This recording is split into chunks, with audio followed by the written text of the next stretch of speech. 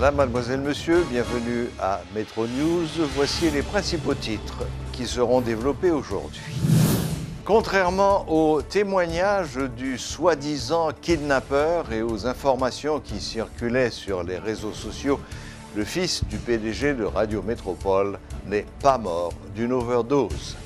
Les résultats de l'autopsie du cadavre de Gunther Wiedmeyer révèlent qu'il a reçu une balle à la tête. La route de pèlerins était bloquée par des riverains qui protestent contre la destruction d'un certain nombre de maisons construites illégalement dans l'environnement de la résidence du chef de l'État. Une vive tension a régné un peu partout ce jeudi à travers la région métropolitaine de Port-au-Prince. Des barricades de pneus enflammés étaient érigées sur plusieurs tronçons, notamment à Tabar et en Plaine. Ce mouvement n'a pas été revendiqué. Metro News vous est apporté par Haytrack, l'esprit bâtisseur et Inoto SA. C'est plus qu'un lubrifiant. C'est le mélange parfait de plusieurs huiles qui se transforment en molécules pour vous permettre d'aller plus loin, beaucoup plus loin qu'avant. C'est l'évolution de votre moteur. Choisissez les lubrifiants mobiles.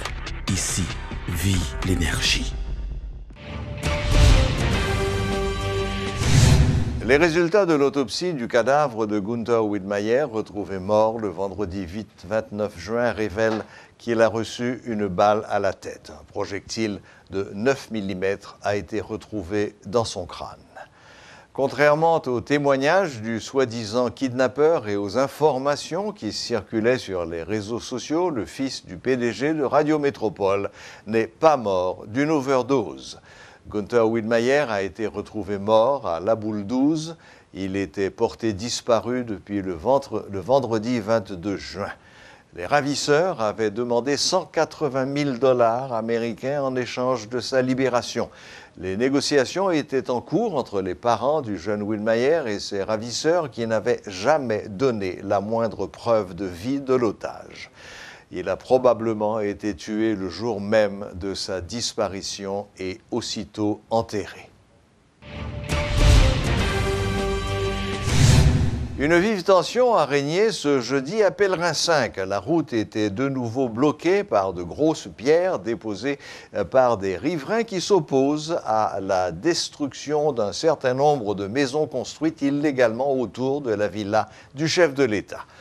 Par ailleurs, plusieurs artères de la zone métropolitaine ont également été bloquées. C'est le cas de la route nationale numéro 1 au niveau de Bon Repos, de la route de la Croix des Bouquets à Santo 11, Carrefour Marin et Carrefour Marassa.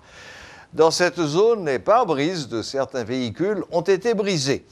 Il s'agit d'une réaction de riverains mécontents, persuadés que l'on a déjà procédé à l'ajustement du prix du carburant à la pompe. Rumeur démentie mercredi par le ministre de la Culture et de la Communication, Guilherme Sedelva. Enfin, en dehors de la capitale, des blocages étaient recensés ce jeudi matin sur la nationale numéro 1 au niveau de l'Arcahaie et de Cabaret et sur la nationale numéro 2 au niveau de Miragouane.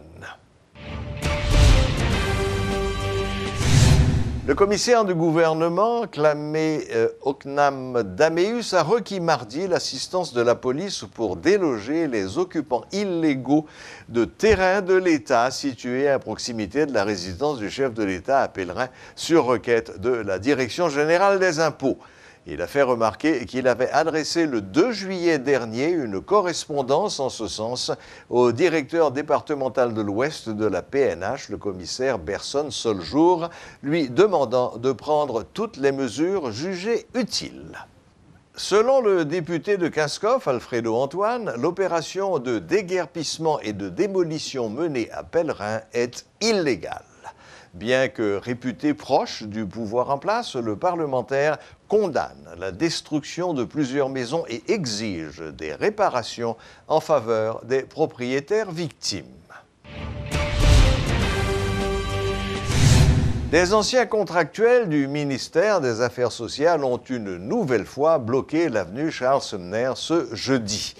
Ils continuent de réclamer le paiement de plusieurs mois d'arriérés de salaire. La circulation était un peu perturbée.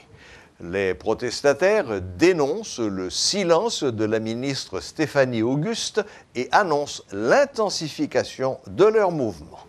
Suivez ce reportage de Vanessa Léger et d'Elsie Dieulassin. On pouvait apercevoir de loin des passes fumées qui s'élevaient vers le ciel.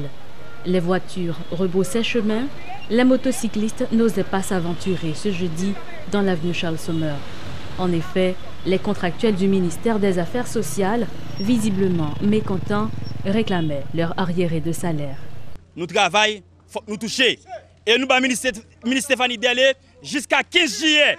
Depuis 15 juillet, nous ne pas toucher, soyez là. La pire que ça. Ce qui exaspère le plus ces contractuels, c'est le silence de la ministre Stéphanie Auguste, car ils ne sont pas à leur premier mouvement. Yo prend un ministre, côté ministre lui-même, c'est subventionné un équipe programme qui n'a pas de sens pendant que les gens qui travaillent pas qu'à toucher. Mais nous-mêmes nous déterminons, il faut nous toucher et le mouvement pas camper là, nous allons aller jusqu'au bout et 15 jours pas dépasser pour nous pas toucher. L'une des barricades enflammées était érigée auprès d'une pompe à essence, ce qui a semblé être le cadet des soucis de ce protestataire. Finalement, nous-mêmes, notre phase nous arrivons là, nous ne pouvons pas qu'on ait 6 pompe à 6 bagues pompe. Nous gros, nous gros, pas jouer.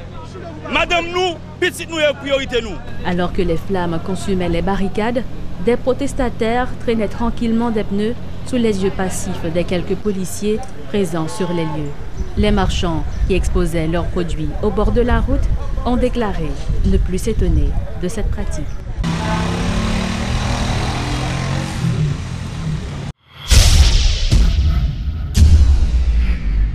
Le week-end écoulé, les gangs armés du quartier de Martissan ont une fois de plus intensifié leur démonstration de force. Les résidents de ces quartiers expriment leur préoccupation face à la passivité des forces de l'ordre. Ils considèrent qu'ils sont livrés à eux-mêmes. Les affrontements entre gangs des quartiers populeux sont récurrents pour le contrôle de ces zones. Le député de la 3e circonscription de Port-au-Prince, Printemps-Bélisaire, déplore l'insécurité dans cette région. Il exhorte les autorités gouvernementales à rechercher les causes profondes des violences. Les jeunes qui n'ont pas de source de revenus ont en leur possession des armes à feu de gros calibre et une grande quantité de munitions, constate-t-il, évoquant des financements externes. Membre de l'opposition parlementaire, le député Bélisaire regrette la passivité du gouvernement.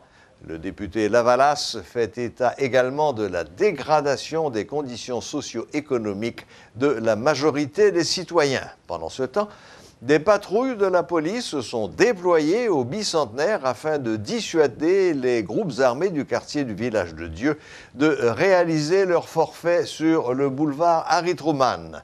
Les autorités policières indiquent que de nouvelles dispositions sont envisagées afin de freiner la violence des gangs. Elles appellent à la participation de la population pour faciliter l'arrestation des criminels. Le chef de l'État, Jovenel Moïse, avait pressé les forces de l'ordre de rétablir un climat sécuritaire dans ces quartiers et sur les routes nationales qui relient la capitale à 5 départements. Les autorités dominicaines ont reconduit 60 migrants haïtiens à la frontière en Sapitre-Pédernal, au sud-est d'Haïti, le 20 juin 2018, rapporte le groupe d'appui aux rapatriés et réfugiés GAR. Originaires en majorité d'Ansapitre et de Tiote, les migrants haïtiens vivaient à Juancho, une localité de Pédernal en République dominicaine. Ils œuvraient dans l'agriculture et la construction lorsqu'ils ont été appréhendés, précise un communiqué du GAR. Le GAR se dit indigné des conditions dans lesquelles les autorités dominicaines effectuent les opérations de rapatriement à la frontière haïtiano-dominicaine. Il plaide en faveur du respect des droits de tous les ressortissants haïtiens lors de ces rapatriements. Dans son dernier rapport au Conseil de sécurité de l'ONU, le secrétaire général a indiqué qu'au cours du premier trimestre de 2018, les centres d'accueil des déportés étaient surpeuplés. Le Fonds des Nations Unies pour l'enfance et l'Organisation internationale pour les migrations avaient envoyé du personnel chargé de la protection ainsi que des camions d'articles non alimentaires à Anse-à-Pitre. Le projet de loi de finances 2018-2019 ne marque aucune rupture avec les précédents budgets, selon l'économiste Kessner Farrell, qui a décortiqué le document ce jeudi. Le PDG du groupe Croissance estime que l'engagement pris par les autorités de réduire le train de vie de l'État ne se reflète pas dans ce projet de budget. Le gouvernement prévoit de collecter plus de recettes internes cette année. Cependant, une nouvelle fois, la majeure partie du budget sera consacrée aux dépenses courantes plutôt qu'aux investissements. Dans la lettre que m'a dit que le Premier ministre a pris l'information qu'il avait donnée, le Premier ministre a parlé de budget ambitieux. Le budget ambitieux en termes de recettes, mais vraiment très traditionnel sur ce qui a passé dans les 10 dernières années. Plus de recettes, plus de dépenses courantes, pas les investissements à faire. Donc, ce que le Premier ministre a déclaré dans cette lettre, pas appliqué exactement ça. Année salle passée à 29,9. Donc, c'est éclatant, alors que le Premier ministre a dit que la première à l'idée. Mais le langage des chiffres là, c'est exposé. Maintenant, il faut que tout ça soit capable de les lignes automobiles de l'État, comment gérer les gestions beaucoup plus rationnelles, comment dépenser pour la dépenser bien. Et moi, je veux bien faire ça, montant supérieur à ça que les autres publics appliquent dans le programme et projet pour l'exercice fiscal. Donc, Chita, montrer que ça peut nous dire, c'est arrêté, il va être le budget dans l'esprit là. Il faut qu'il y ait un budget de monsieur. Le budget, ça va pas faire quelque chose pour faire là. C'est le budget qui a commencé. Prochaine décennie, 20 ans, il faut que la société, dans la baisse de l'organisation, regrouper avec le gouvernement, parce que ça ne va pas 10 milliards. Ça peut passer dans les 10 dernières années. Le poste monétaire, comme les gouvernements qui passent au pouvoir, comme les acteurs internationaux, on a vu les résultats, je ne sais pas parce que c'est économique, c'est vraiment thermomètre là qui devrait avoir une situation. Ils vont population à quoi? Pour l'économie, 4 inflation a augmenté, tout a augmenté. Ça, c'est le résultat d'une décennie. Dans l'économie, c'est important de voir les tendances. Budget, ça va pas une chose là. L'année prochaine, je pense que faut nous prendre plutôt et qu'on travaille pour que vous tuiez la fête de rien. Mais ce budget, c'est un budget qui a les mêmes sociaux, plus que recettes, plus de dépenses courantes et par beaucoup de dépenses. Lancement ce jeudi de la première édition du sommet international baptisé EdTech Haïti 2018. Il s'agit d'un sommet sur la technologie et l'éducation initié par Emo Haïti, une jeune entreprise à but non lucratif œuvrant dans le domaine technologique. Cette activité vise à faire la promotion de l'intégration de la technologie dans les écoles du pays. Suivez ce reportage de Sheila Louis-Joseph et d'Elsie Dieulassin. Intégrer la technologie dans toutes les écoles du pays, c'est la vision d'Emo Haïti, une jeune entreprise évoluant dans ce domaine. Pour le PDG de cette institution, le constat est accablant. Il existe un fossé énorme entre les écoliers haïtiens et ceux de l'étranger, alors que nous sommes en 2018. Donc, il y a des gens qui ont une expérience à côté de eux-mêmes, ils parlent tout bon pour demain, mais nous avons l'autre groupe de gens qui n'ont pas d'opportunité. Ça fait nous parler d'un fossé technologique qui existait, que nous-mêmes nous voulons combler. Ça veut dire que les gens qui n'ont pas de possibilité, nous voulons que eux-mêmes, ils soient capables de toute possibilité, pour que demain, ils soient capables de parler tout, même gens l'autre gens qui ont une possibilité, pour que tout ensemble, ils soient capables de contribuer pour l'avenir du pays d'Haïti. Un avenir qui doit être construit dès aujourd'hui, d'où la nécessité d'allier éducation et technologie. Le responsable de Emo Haïti y croit dur comme fer. Le sommet international sur la technologie et l'éducation est la toute première réalisation de cette institution. EdTech Haïti 2018 a pour mission d'informer, partager et collaborer. Là, nous invitons tous parents, élèves, étudiants, directeurs de l'école, informer de différentes opportunités, capables de comprendre qui différentes difficultés que vous gagnez dans le journalier. et qu'on y a la partager, c'est-à-dire partager de sorte que comme si moi quand connaît qui ça et on l'autre leader a fait un niveau et collaborer parce que nous pas venir là pour nous travailler pour nous venir là pour nous encourager collaboration parce que nous voulons que nous sortions dans la modalité traditionnelle là de sorte que nous apprenions à collaborer plus et nous apprendre connaître qui ça une l'autre affaire de sorte que nous capions efficace dans la mission. Ce sommet sur la technologie et l'éducation, une activité sur laquelle misent beaucoup ses initiateurs. Dans l'intervalle, combien d'écoles fonctionnent à l'ère de la technologie? Combien d'entre elles disposent seulement de courant électrique?